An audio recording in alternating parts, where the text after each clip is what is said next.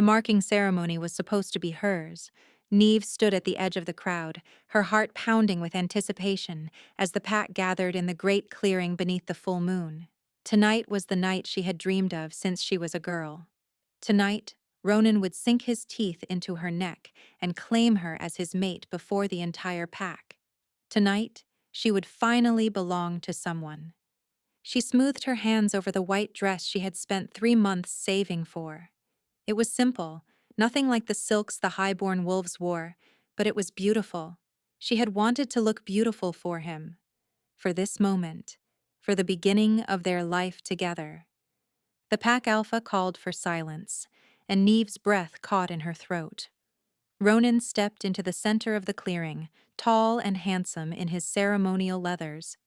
His dark hair gleamed in the moonlight, and when he smiled, her heart swelled with love so fierce it hurt. They had been promised to each other since childhood. He was her best friend, her first kiss, her everything. But he wasn't looking at her. His eyes swept over the crowd and landed on someone else. Someone standing on the opposite side of the clearing, draped in crimson silk, her copper hair cascading over bare shoulders. Celeste, the Alpha's daughter, the woman who had everything Neve never would: wealth, status, a wolf that shifted strong and beautiful. "I stand before my pack tonight to claim my mate," Ronan announced, his voice carrying across the clearing. Neve took a step forward, ready to go to him, ready to begin the rest of her life. "Celeste of the Ashford pack, I choose you." The words hit her like a physical blow. Neve stumbled, her hand flying to her chest as if she could hold her heart together through sheer force of will. This was wrong. This had to be wrong. Ronan loved her. He had promised her. Just last night, he had held her in his arms and whispered that she was his forever. But Celeste was gliding forward with a triumphant smile, and Ronan was watching her approach with an expression Neve had never seen before: hunger, ambition, cold, calculated want. "No," Neve whispered. The word was swallowed by the crowd's murmurs. "No, this isn't. Ronan." He didn't turn, didn't acknowledge her at all. It was as if she had ceased to exist the moment Celeste stepped into the moonlight. The Alpha's daughter tilted her head, exposing the pale curve of her throat, and Ronan leaned in close. His lips brushed her skin. His teeth grazed that perfect, unmarked flesh. And then he bit down. Celeste gasped with pleasure as the mating mark took hold. The bond snapped into place, visible only to wolves but felt by everyone present. A declaration of ownership, of belonging, of forever. Neve felt it too, felt the bond that should have connected her to Ronan wither and die like a flower torn up by the roots. She couldn't breathe, couldn't think. The crowd was cheering now, celebrating the union, and no one noticed the girl in the cheap white dress falling to pieces at the edge of the clearing. No one saw her tears. No one heard the sob that tore from her throat. No one except the stranger watching from the shadows. Neve didn't know he was there. She was too lost in her grief, too shattered to sense the presence that had materialized at the edge of the gathering. But he saw her. He saw the way her hands trembled as she pressed them to her mouth. He saw the devastation written across her face, the raw and terrible heartbreak of a woman betrayed. And something inside him, something that had been cold and dormant for years, flickered to life. "Interesting," murmured the Alpha King, stepping out of the darkness. The crowd went silent. Ronan froze with his mouth still pressed to Celeste's neck, blood on his lips, his eyes going wide with sudden terror. Because standing at the edge of the clearing, dressed in black and radiating power like heat from a flame, was the most feared wolf in all the kingdoms, Theron Valerius, the Blood King, the Alpha of Alphas, the man whose word could destroy packs and topple dynasties. And he was staring directly at Neve. "It seems," the Alpha King said, his voice soft and dangerous, "that someone has made a very foolish mistake." Neve looked up through her tears and met eyes the color of molten silver. The world tilted beneath her feet. Her wolf, silent and small inside her, suddenly lifted its head for the first time in years. And the Alpha King smiled. Chaos erupted through the clearing. Wolves dropped to their knees in submission, their heads bowed, their necks bared in the ancient gesture of surrender. The pack alpha rushed forward, his face pale with terror, already stammering apologies and welcomes that tangled on his tongue. Celeste clutched at Ronan's arm, her earlier triumph replaced by naked fear. No one had expected the Alpha King to attend a minor pack's mating ceremony. No one had prepared for the weight of his presence. Neve barely registered any of it. She stood frozen, tears still wet on her cheeks, unable to look away from the man walking toward her. He moved through the crowd like a blade through water, wolves parting before him without a word. Up close, he was even more overwhelming than the stories suggested. Tall and broad-shouldered, with dark hair swept back from a face that was beautiful in the way a thunderstorm was beautiful, dangerous and wild and impossible to ignore. A scar ran along his jaw, thin and silver in the moonlight. His eyes never left hers. Your Majesty. The pack alpha had caught up to him, nearly tripping over his own feet in his haste. We are honored beyond measure by your presence. If we had known you were coming, we would have prepared a proper welcome. Please, let me offer you our finest. Be silent. The Alpha King didn't raise his voice, but the command in it was absolute. The pack alpha's mouth snapped shut. I am not here for you. He stopped directly in front of Neve. This close, she could smell him. Pine and smoke and something darker, something that made her wolf whine with a longing she didn't understand. She should bow. She should kneel like everyone else, should avert her eyes and bare her throat, and pray he didn't destroy her where she stood. But grief had hollowed her out, and she found she had no fear left to give. You're crying, the Alpha King observed. His voice was low, meant only for her.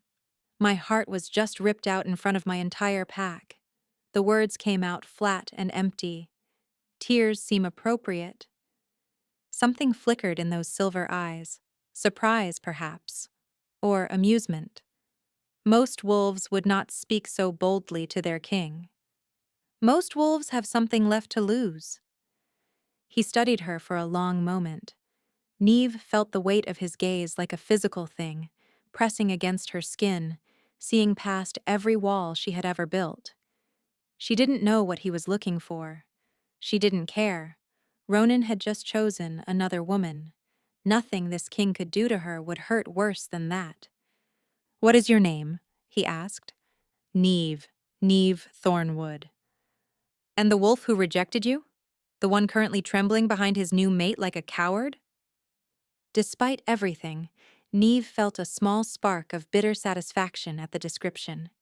She glanced over to where Ronan stood, his face ashen, his eyes fixed on the Alpha King with pure terror. Celeste had positioned herself half behind him, as if he could protect her, as if anyone could protect them from the Blood King. Ronan, she said, we were promised to each other since we were children. He was supposed to choose me tonight. But he chose power instead. The Alpha King's lip curled with contempt. He saw the Alpha's daughter and decided that status mattered more than honor, more than love, more than a promise made. The words struck too close to the wound. Neve felt fresh tears burn her eyes, and she blinked them back furiously. She would not cry again. Not here. Not in front of this terrifying stranger. Why do you care? She asked. What does it matter to the Alpha King if some low-born girl gets her heart broken at a mating ceremony? He didn't answer immediately. Instead, he reached out and caught her chin in his hand, tilting her face up toward the moonlight. His fingers were warm against her cold skin, and the touch sent a jolt through her that she felt all the way to her bones. Her wolf stirred again, pressing toward the surface with an urgency Neve had never felt before. Because, the Alpha King said slowly, my wolf has not reacted to anyone in 10 years, and the moment I saw you standing here, rejected and alone and utterly unbroken, he woke up. Neve's breath caught. She didn't understand, couldn't process what he was telling her. The mate bond didn't work that way. You couldn't just look at someone and know. You couldn't just. I came here tonight to inspect this pack, he continued, releasing her chin but not stepping back. I expected to find nothing of value. Instead, I found you. His eyes burned into hers with an intensity that made her knees weak. Come with me to the capital. Let me offer you a place in my court, a chance to become something more than the girl who was left behind. I don't even know you. No, but you will. He held out his hand, palm up, an invitation rather than a command. Unless you would prefer to stay here, watch the man who betrayed you build a life with another, fade into obscurity while your pack whispers about poor, rejected Neve for the rest of your days. The words were harsh, but they were also true. She had nothing left here. No family, no future, no reason to stay. Ronan had taken everything from her in a single moment. Perhaps it was time to let someone else offer her something new. Neve looked at the Alpha King's outstretched hand. She thought about the life waiting for her if she stayed. The pity, the shame, the endless reminder of what she had lost. And then she thought about the unknown, stretching before her like a dark and winding road. She placed her hand in his. Good, the Alpha King murmured, his fingers closing around hers. Very good. And as he led her away from the clearing, away from Ronan and Celeste and everything she had ever known, Neve couldn't shake the feeling that her life had just changed in ways she couldn't begin to imagine. The capital was nothing like Neve had imagined. She had grown up hearing stories of Valdris, the seat of the Alpha King's power, a fortress of black stone perched on cliffs overlooking the sea, a court filled with the most powerful wolves in all the kingdoms. A place where politics and ambition ruled, and the weak were devoured without mercy. The stories had made it sound cold and terrible, a place of darkness and fear. The reality was somehow worse. The fortress rose from the cliffs like a jagged crown, its towers piercing a sky heavy with storm clouds. Waves crashed against the rocks far below, filling the air with salt and spray. Guards in black armor lined the bridge leading to the main gates, their eyes tracking Neve with undisguised suspicion as the Alpha King's carriage rolled past. She felt their judgment like needles against her skin. She didn't belong here. Everyone could see it. Theron had barely spoken to her during the 3-day journey. He had given her a private room in the traveling party's camp each night, sent servants to attend her, ensured she had food and warm clothing. But he himself had kept his distance, watching her from across the fire with those unreadable silver eyes. Neve didn't know what to make of him, didn't know if his interest was genuine or if she was simply a curiosity he had collected on a whim. Now, as the carriage rolled to a stop in the fortress courtyard, he finally turned to face her. The court will not welcome you, he said. His voice was matter of fact, neither cruel nor kind. They will see a low-born wolf with no status, no connections, and no apparent reason to be here. They will assume you are my mistress and treat you accordingly. Neve's cheeks flushed with heat. I'm not your mistress. I know that. You know that. But they will believe what they wish to believe, and their wishes are rarely generous.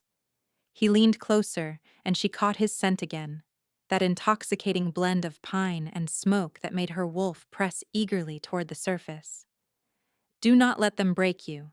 That is the only advice I can offer. Why bring me here at all? The question had been burning inside her for 3 days. You said your wolf reacted to me. What does that mean? What do you want from me? Something shifted in his expression. For just a moment, she saw past the mask of the Blood King to something rawer beneath, something almost vulnerable. I want to find out, he said quietly.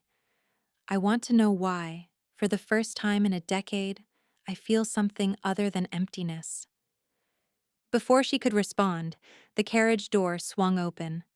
A servant in palace livery stood waiting, his face carefully blank. Beyond him, Neve could see a crowd gathering in the courtyard, nobles in fine silks, warriors in polished armor, beautiful women with cold eyes and colder smiles, all of them watching, all of them waiting to judge. Theron stepped out first, and the crowd immediately dropped into bows and curtsies. He turned and offered Neve his hand, helping her down from the carriage with a formal courtesy that felt almost protective. She kept her chin high as she descended, though her legs trembled beneath her borrowed dress. The whispers started immediately. Who is she? Some peasant he found on his travels, apparently. Look at her dress, look at her hair. She looks like a drowned cat. The king has always had peculiar tastes, but this is beneath even him. Neve felt each whisper like a cut. She wanted to shrink, to disappear, to run back to the carriage and beg Theron to take her home. But she had no home anymore. Ronan had made sure of that. So she squared her shoulders and stared straight ahead, refusing to give these glittering vultures the satisfaction of seeing her cower. A woman emerged from the crowd. She was stunning, with midnight hair and eyes like polished jade, her gown cut low to reveal an impressive figure. She moved with the confidence of someone who knew exactly how beautiful she was, and exactly how much power that beauty gave her. "Your Majesty," she purred, sinking into an elaborate curtsy before Theron. "We've been eagerly awaiting your return. The court has been so dull without you." "Lady Marin." Theron's voice was flat. "Still haunting the courtyard, I see." If the insult bothered her, she didn't show it. Her jade eyes slid to Neve, and her smile turned sharp. "And who is this charming creature? A new pet for your menagerie?" "She is my guest," Theron said, and the temperature in the courtyard seemed to drop. "You will treat her with the respect that title deserves. Is that understood?" Lady Marin's smile didn't waver, but something flickered in her eyes. Fear, quickly hidden. "Of course, Your Majesty. I meant no offense." She swept away into the crowd, but Neve knew this wasn't over. She had just made an enemy, and she hadn't even opened her mouth. Theron's hand found the small of her back, guiding her toward the fortress doors. "Welcome to Valdris," he murmured. "Try not to die in the first week." Neve swallowed hard and stepped into the darkness of the Blood King's court. For the first week, Neve barely saw the Alpha King at all. She was given chambers that were finer than anything she had ever known, a suite of rooms with silk curtains and a bed large enough for 5 people and a balcony overlooking the storm-tossed sea. Servants brought her meals and fine dresses and anything else she could possibly need. But Theron himself remained a ghost, glimpsed only in passing, always surrounded by advisors and generals and wolves who demanded his attention. Neve told herself she didn't mind. She was grateful for the space, grateful for the chance to find her footing in this strange new world. She spent her days exploring the fortress, learning its winding corridors and hidden gardens, avoiding Lady Marin and her circle of vicious courtiers. She spent her nights staring at the ceiling and trying not to think about Ronan, about the way he had looked at Celeste, about the life that should have been hers. On the 8th night, the Alpha King came to her door. Neve was sitting by the fire, wrapped in a borrowed robe, when the knock came. She expected a servant bringing another unnecessary luxury. Instead, she opened the door to find Theron standing in the corridor, still dressed in the formal black of his council attire, his silver eyes shadowed with exhaustion. "May I come in?" he asked. The question surprised her. He was the king. He could go anywhere he pleased. Yet here he stood, asking permission like a visitor, like he genuinely cared whether she wanted his company. "Of course." She stepped aside, and he entered, bringing the scent of pine and smoke with him. Her wolf stirred eagerly, pressing toward the surface, and Neve had to fight to keep her composure. Theron moved to the window and stood looking out at the moonlit sea. His shoulders were tense, his jaw tight. He looked, Neve realized, like a man carrying a weight too heavy to bear. "I've been neglecting you," he said without turning. The council demanded my attention and I allowed it to consume me. That was unfair to you. You're the Alpha King. You have responsibilities. I also made you a promise. He turned to face her, and the rawness in his expression made her breath catch. I said I would find out why my wolf responded to you. Instead, I've kept my distance like a coward, afraid of what the answer might be. Neve's heart hammered against her ribs. Afraid? You're the Blood King. Everyone says you fear nothing. Everyone is wrong. He crossed the room and lowered himself into the chair across from hers, close enough that she could see the weariness etched into his features. I fear many things, Neve. I fear failing my kingdom. I fear becoming the monster the stories say I am. And I fear... He stopped, his hands curling into fists on the armrests. What? She whispered. I fear caring about someone again. The last time I did, it nearly destroyed me. The confession hung in the air between them. Neve leaned forward, drawn by the pain in his voice, by the glimpse of the man beneath the crown. What happened? She asked softly. For a long moment, he didn't answer. When he finally spoke, his voice was rough with old grief. Her name was Sarah. She was my mate, my true mate, recognized by the bond the moment I saw her. I was 22 years old and so certain that I had found my forever. Neve's chest ached. She died? She was murdered. The word came out hard and bitter. By my own brother. He wanted the throne and he knew that killing her would break me. He nearly succeeded. Theron's silver eyes met hers, and she saw 10 years of loneliness reflected in their depths. My wolf went silent after she died. I couldn't feel him, couldn't hear him, couldn't shift for almost a year. When he finally came back, he was different, cold, distant. He wanted nothing to do with anyone. Until me, Neve breathed. Until you. He leaned forward, mirroring her posture, close enough now that she could feel the warmth radiating from his body. When I saw you in that clearing, something happened. My wolf came alive. He pressed toward you like he knew you, like he had been waiting for you all along. But that's not possible. You already had a mate. The bond doesn't form twice. That's what I thought. His hand reached out, hesitant, and brushed a strand of hair from her face. The touch was gentle, almost reverent. But here you are. And here I am. And my wolf is howling at me to claim you, to mark you, to make you mine in every way that matters. Neve's pulse raced. She should pull away, should remind him that she barely knew him, that her heart was still bleeding from Ronan's betrayal, that she wasn't ready to belong to anyone again. But her wolf was pressing toward him too, desperate and yearning, and the mate bond that shouldn't exist was humming between them like a plucked string. I'm not going to rush you, Theron said, reading the conflict in her eyes. I know you've been hurt. I know you need time. But I wanted you to understand why I brought you here, why you matter. Why? Her voice came out barely above a whisper. Because you might be my second chance. His thumb traced her cheekbone, feather-light. And I've spent 10 years believing I would never get one. Neve felt tears prick at her eyes, not from sadness this time, but from something warmer, something that felt dangerously like hope. I don't know if I can be what you need, she admitted. Then let me prove that you already are. He pulled back, giving her space, giving her room to breathe. But his silver eyes held hers with a promise that made her heart flutter. And for the first time since Ronan shattered her world, Neve wondered if perhaps she could find something worth living for after all. The weeks that followed changed everything. Theron began carving time from his endless duties to spend with her.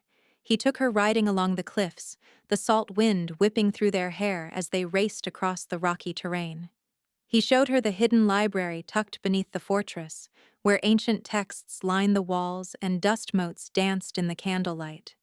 He sat with her at dinner each evening, ignoring the scandalized whispers of the court, his attention fixed on her as if she were the only person in the room. And slowly, piece by piece, Neve began to fall for him. It wasn't the grand gestures that undid her, though those were impressive enough. It was the small things. The way he remembered that she preferred her tea with honey. The way he listened when she spoke, really listened, as if her words mattered. The way his eyes softened when he looked at her, the fearsome blood king melting into something warmer, something almost tender. One evening, nearly a month after her arrival, he took her to the top of the highest tower. The stars blazed overhead, impossibly bright, and the sea stretched endlessly beneath them. Neve stood at the edge of the parapet, breathing in the cold night air, feeling more at peace than she had in years. "You're different up here," Theron observed, standing close behind her. "Less guarded. It's hard to be guarded when the view is this beautiful." She turned to face him, and her breath caught at the way the moonlight painted his features. "Thank you for showing me this, for showing me all of it. You thank me too often." He stepped closer, and she felt the familiar pull of the bond between them, that magnetic draw that seemed to grow stronger every day. "I am the one who should be grateful. You've brought light back into this fortress, into my life." "I haven't done anything." "You exist." His hand came up to cup her face, his thumb stroking along her jaw. "You smile at me when I walk into a room. You argue with me when you think I'm wrong. You look at me like I'm a man instead of a monster." His voice dropped to a rough whisper. "Do you have any idea how rare that is?" Neve's heart was pounding so hard she could barely breathe. "Theron, I told you I wouldn't rush you." His forehead dropped to rest against hers, his breath warm on her lips. "But every day it gets harder to keep that promise. Every day my wolf demands more, and every day I find myself wanting things I haven't wanted in a very long time." "What things?" she whispered. "You." The word was simple and fierce. "All of you. Your laughter, your tears, your anger and your joy. I want to wake up beside you. I want to fall asleep with your scent on my skin. I want to mark you so thoroughly that every wolf in every kingdom knows you belong to me." The words sent heat flooding through her body. Her wolf howled in response, pressing against her ribs, desperate to answer his claim. But beneath the desire, fear still lurked. The memory of Ronan's betrayal, of promises broken and love discarded. "I'm scared," she admitted, her voice cracking. "The last time I let myself want something this much, it was ripped away from me." "I know." His hands moved to her waist, drawing her closer until their bodies pressed together. "I'm scared too. The last time I loved someone, I lost everything. But I would rather be terrified with you than safe without you." Something broke inside her then. Some final wall, some last defense she had been clinging to without even realizing it. She looked into his silver eyes and saw her own fear reflected back at her, and beneath it, a hope just as fragile and desperate as her own. "Kiss me," she breathed. He didn't hesitate. His mouth claimed hers with a hunger that stole the breath from her lungs. She gasped against his lips, her hands fisting in his shirt, pulling him closer as the bond between them roared to life. He tasted like wine and wanting, and when his tongue swept against hers, she felt her knees buckle. He caught her easily, one arm wrapping around her waist to hold her steady, while the other tangled in her hair. The kiss deepened, grew desperate, months of longing pouring out between them. Neve had been kissed before, by Ronan, by the life she thought she would have, but nothing had ever felt like this. Nothing had ever consumed her so completely. When they finally broke apart, both breathing hard, Theron pressed his forehead to hers. His eyes were blazing, his wolf pressing close to the surface, but his touch remained gentle. "Tell me to stop," he murmured roughly, "and I will. Tell me you need more time, and I'll wait. But know that my wolf has already decided. You are mine, Neve. Whether you wear my mark or not, you are mine." Neve's heart swelled until it felt too big for her chest. She looked at this man, this king who had shown her kindness when she expected cruelty, who had given her hope when she had none left, and she made her choice. "I don't want you to stop," she whispered. "I don't want to wait any more. I want to be yours, Theron. Completely. Truly. Forever." His answering smile was the most beautiful thing she had ever seen. "Then let me court you properly," he said. "Let me show the court that you are not my mistress, not my pet, but my chosen queen. And when the time is right, let me give you my mark." Tears spilled down her cheeks, but for the first time in so long, they were tears of joy. "Yes," she breathed. "Yes to all of it." He kissed her again, softer this time, a promise sealed beneath the stars. And Neve knew, with a certainty that resonated through every fiber of her being, that she had finally found where she belonged. The announcement came 3 days later. Theron stood before the assembled court, resplendent in his formal blacks, and declared that Neve Thornwood would be courted as a potential queen. The silence that followed was deafening. Neve stood beside him, wearing a gown of deep blue silk that he had commissioned for the occasion, and watched as shock rippled through the gathered nobles like a wave. Some faces showed surprise, others showed calculation, and Lady Marin's face showed nothing at all, which was somehow the most frightening reaction of all. "This is madness," someone muttered, not quite quietly enough. "A low-born nobody as queen? The bloodlines will never accept it." "The bloodlines will accept what I tell them to accept," Theron said coldly. "Neve has shown more honor and courage than half the wolves in this room. She has earned her place at my side." The murmurs continued, but no one dared openly challenge him. Theron's hand found Neve's, his fingers intertwining with hers, in a public display of affection that sent fresh waves of whispers through the crowd. She squeezed back, drawing strength from his touch, and kept her chin high despite the hostile stares. The days that followed should have been the happiest of her life. Theron showered her with attention, with gifts, with moments stolen between his duties. He introduced her to the inner workings of the court, teaching her the politics and power plays that governed noble life. He held her close each night, his lips tracing patterns on her skin, his whispered words making her feel cherished in ways she had never known. But the court's hostility did not fade. If anything, it grew sharper. Neve found cruel notes slipped under her door, anonymous letters calling her a gold-digging whore, a pathetic reject clinging to a king who would eventually tire of her. Her gowns were sabotaged, seams ripped, fabric stained with mysterious substances.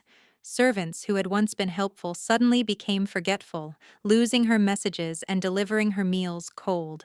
She told herself it didn't matter.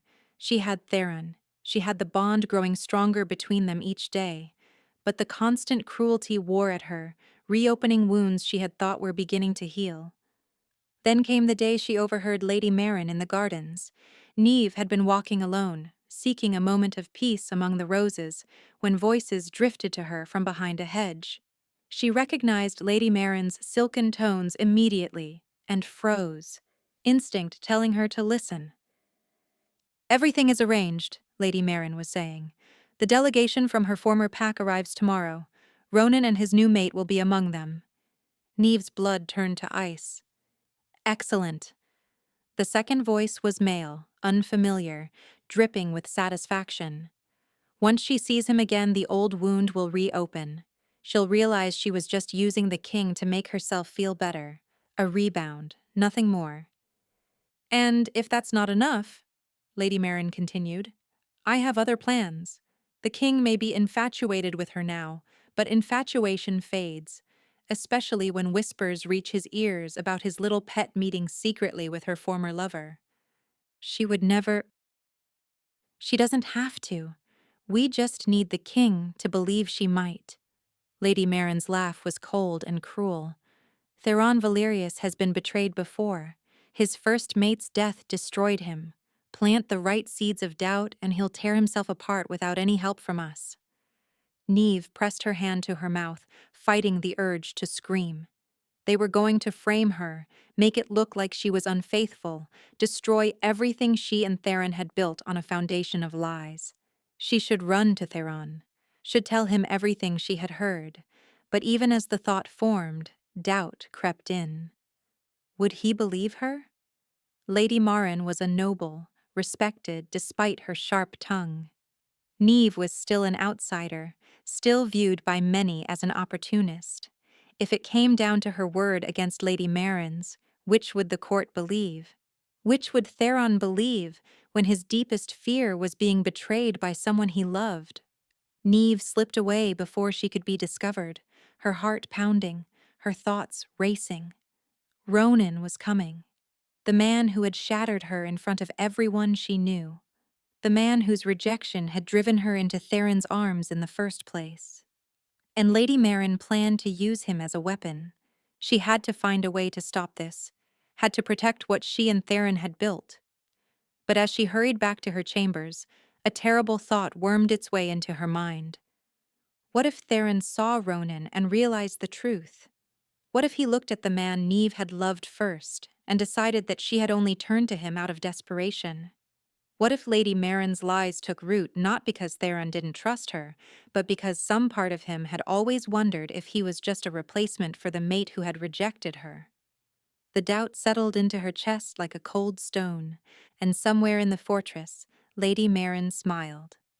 Ronan arrived with the morning sun. Neve watched from her window as the delegation rode through the gates, their banners snapping in the sea wind. She spotted him immediately, tall and handsome on his black horse, his dark hair gleaming, Celeste riding beside him in a gown of crimson silk.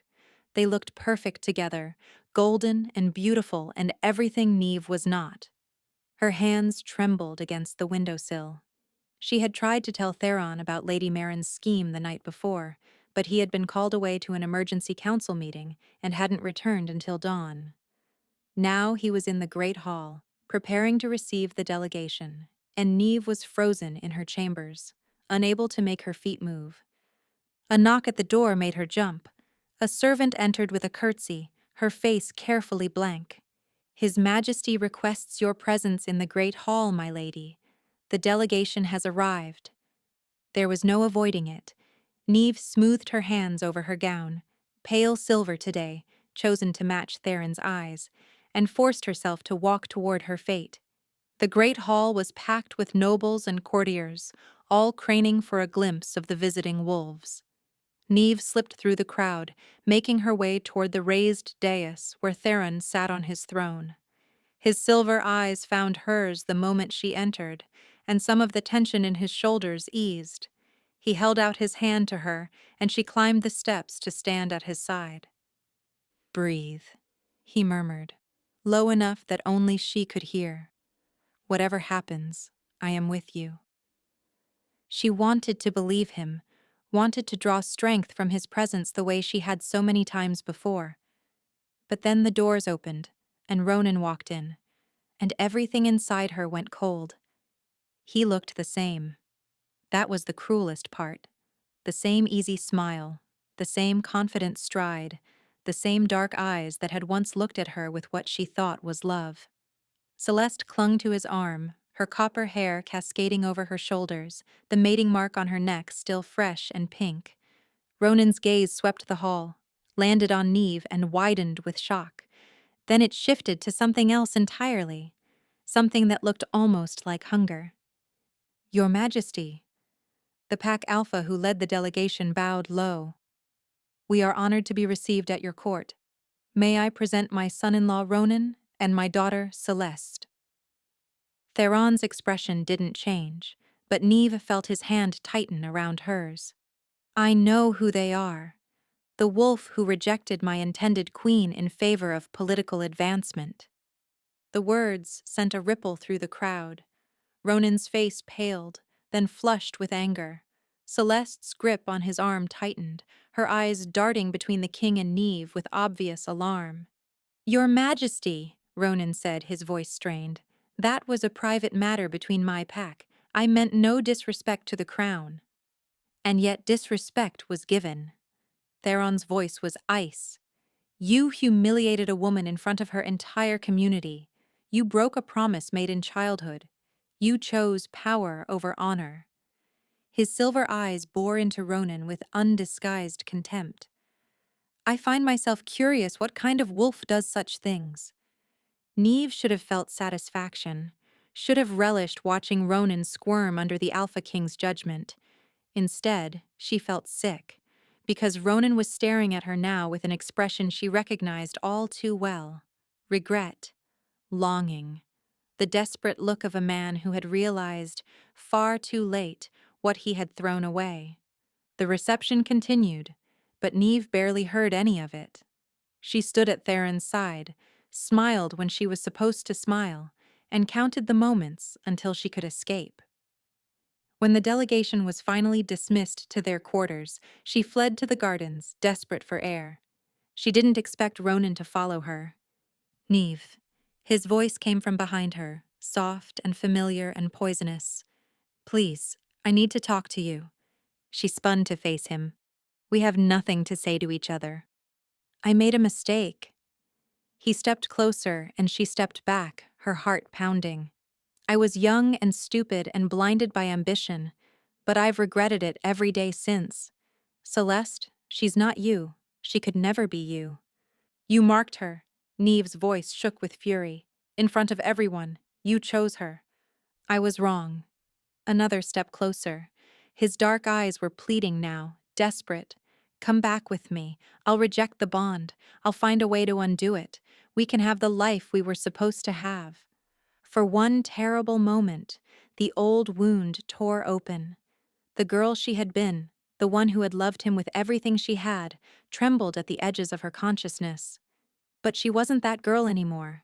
Theron had shown her what real love looked like, what it meant to be valued, to be chosen, to be wanted for exactly who she was. I would rather die, she said, than go anywhere with you.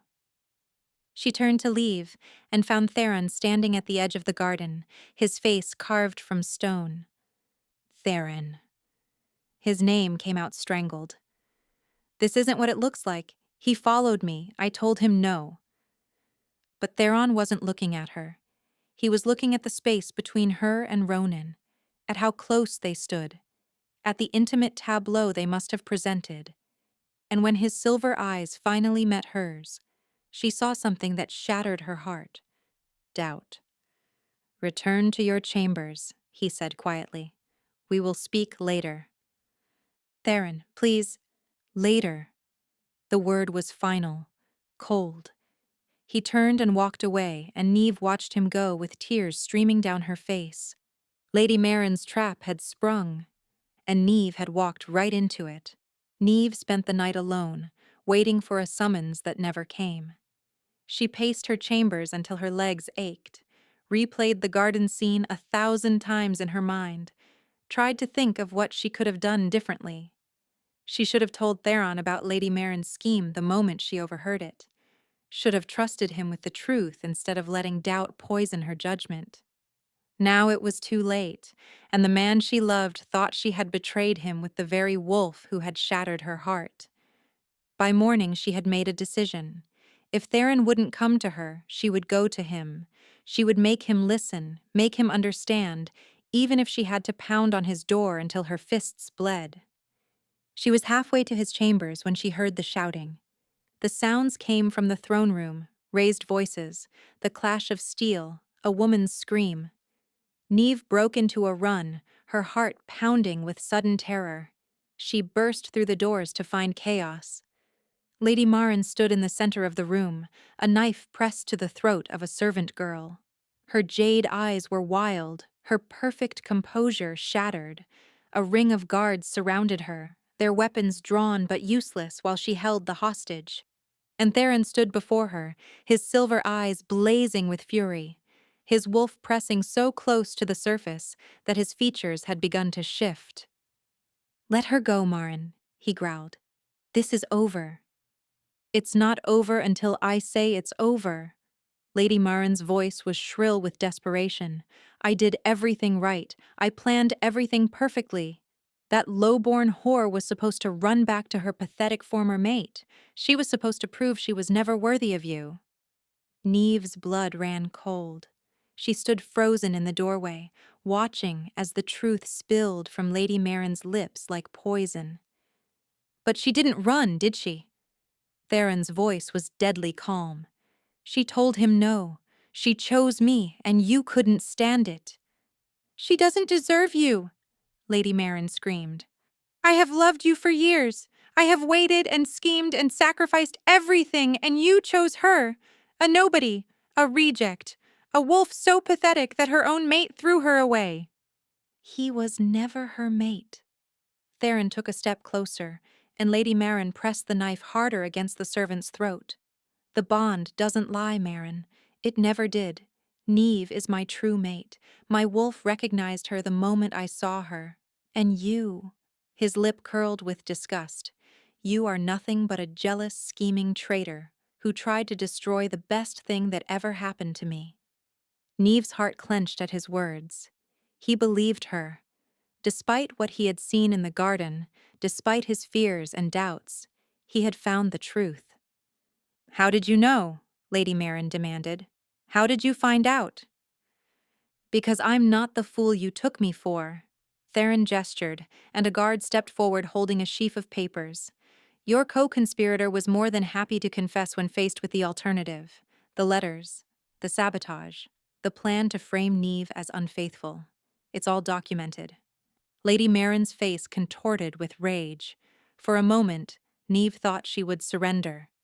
Then her jade eyes found Neve standing in the doorway, and something dark and terrible twisted her features. "If I can't have him," she hissed, "neither can you." She shoved the servant girl aside and lunged, not toward Theron, but toward Neve. The knife flashed in the torchlight, aimed directly at Neve's heart. Time seemed to slow. Neve saw the blade coming, saw her death reflected in Lady Marin's wild eyes, and knew she couldn't move fast enough to avoid it. Then a blur of shadow and silver intercepted the blow. Theron caught Lady Marin's wrist and twisted, the knife clattering to the floor. His other hand closed around her throat, lifting her off her feet with terrifying ease. His eyes had gone fully wolf now, blazing with a fury that made the air itself tremble. "You dare!" he snarled, his voice barely human. "You dare try to harm my mate!" Lady Marin clawed at his hand, her face turning purple. "Theron, please!" "You will address me as your majesty." He threw her to the ground, where guards immediately seized her. "Take her to the dungeons. She will stand trial for treason, conspiracy, and attempted murder of the future queen." The guards dragged Lady Marin away, her screams echoing through the hall. Neve stood frozen, her legs trembling, her breath coming in shallow gasps. It was over. The nightmare was finally over. Then Theron turned to face her, and the fury in his eyes melted into something raw and desperate. Neve. Her name was a prayer on his lips. He crossed the distance between them in 3 strides and pulled her into his arms, crushing her against his chest. "I'm sorry. I'm so sorry. I saw you with him, and I let my fears blind me. I should have trusted you. I should have listened." Tears spilled down her cheeks as she clung to him. "You found the truth." "I almost didn't," his voice cracked. "I almost let her destroy us. If I had lost you—" He pulled back to cup her face in his hands, his silver eyes shimmering with unshed tears. "I cannot lose you, Neve. I won't survive it. Not again. You won't lose me." She rose on her toes and pressed her lips to his, tasting salt and desperation and relief. "I'm right here. I'm not going anywhere." He kissed her back with a ferocity that stole her breath, his arms wrapping around her like he would never let go. And in that moment, surrounded by chaos and the echoes of danger, Neve knew that she had finally, truly found her home. 3 days later, Theron summoned the entire court to the great hall. Neve stood in her chambers, staring at the gown laid out on her bed. It was white, the same shade she had worn on the night Ronan rejected her, but this dress was nothing like that simple thing she had saved for months to buy. This gown was silk and lace and tiny pearls, crafted by the finest seamstresses in the kingdom. A queen's dress, a bride's dress. "Are you ready?" The servant girl, the same one Lady Marin had held hostage, smiled at her from the doorway. Her name was Bryn, and in the days since the throne room confrontation, she had become something like a friend. "I don't know," Neve admitted. "I've never been ready for anything that's happened to me since I came here." "That's the thing about the best moments," Bryn said softly. "You're never ready for them. They just happen, and you hold on as tight as you can." Neve took a deep breath, smoothed her hands over the exquisite fabric, and walked toward her future. The great hall was packed with every noble, courtier, and servant in the fortress. They lined the walls and filled the balconies, all craning to see the raised dais where Theron waited. He stood before his throne in ceremonial black, a silver crown resting on his dark hair. But it was his eyes that held Neve's attention as she walked down the center aisle, silver and blazing and fixed on her with such intensity that she felt it like a physical touch. The crowd parted before her. She climbed the steps to stand before him, her heart pounding so hard she could barely breathe. "Neve Thornwood." Theron's voice rang through the hall, strong and clear. "You came to this court with nothing, no status, no power, no name that anyone recognized." He paused, letting the words settle. "You came here broken by betrayal, cast aside by a wolf who was too foolish to see your worth. And yet you faced this court's cruelty with grace. You faced my fears with patience. You faced a traitor's blade with courage." Murmurs rippled through the crowd. Neve felt tears burning in her eyes, but she kept them at bay.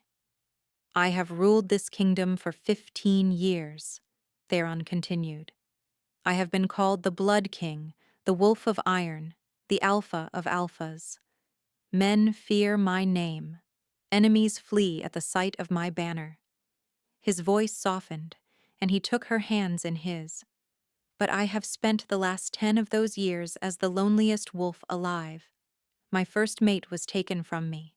My wolf went silent. I believed I would never feel anything again."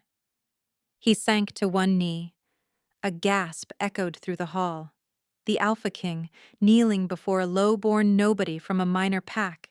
It was unprecedented, unthinkable, and yet here he was, looking up at her with his heart in his eyes. "You woke me up, Neve. You made me feel again. You gave me hope when I had forgotten what hope tasted like." He reached into his pocket and withdrew a ring, a band of silver set with a stone the color of moonlight. "I am not asking you to be my queen because it serves the kingdom. I am asking because I love you, because my wolf has chosen you, because I cannot imagine facing another day without you by my side." Neve's tears spilled over, streaming down her cheeks. She didn't try to stop them. "Will you be my mate?" Theron asked, his voice rough with emotion. "Will you wear my mark and share my throne and let me spend the rest of my life proving that I am worthy of you?" "Yes." The word came out as a sob. "Yes, Theron. 1,000 times yes." He rose and slid the ring onto her finger, and the crowd erupted into cheers. But Neve barely heard them. All she could see was the man before her, the king who had saved her from her darkest moment and given her a reason to hope again. "There is one more thing," he murmured, pulling her close. "I would give you my mark now, before the entire kingdom, so that every wolf in every territory knows that you are mine and I am yours." Her breath caught. The marking ceremony was intimate, personal. Most wolves did it in private, but Theron wanted to claim her publicly, to leave no doubt in anyone's mind that she was his chosen queen. "Yes," she whispered. "Mark me." He tilted her head gently, exposing the curve of her neck. His lips brushed her skin, warm and soft, and she shivered with anticipation. Then she felt his teeth, the sharp press of his canines, and the sudden, exquisite pain of the bite. The bond exploded through her like lightning. She gasped as she felt him, truly felt him, for the first time. His love, his devotion, his fierce, protective instincts wrapping around her like armor. And beneath it all, his wolf, howling with triumph at finally claiming his mate. When Theron pulled back, his eyes were blazing with satisfaction. He pressed a kiss to the fresh mark on her throat, and she felt the bond pulse between them, golden and warm and eternal. Mine, he growled softly. Yours, she agreed, and the court erupted into celebration as the Blood King claimed his queen at last.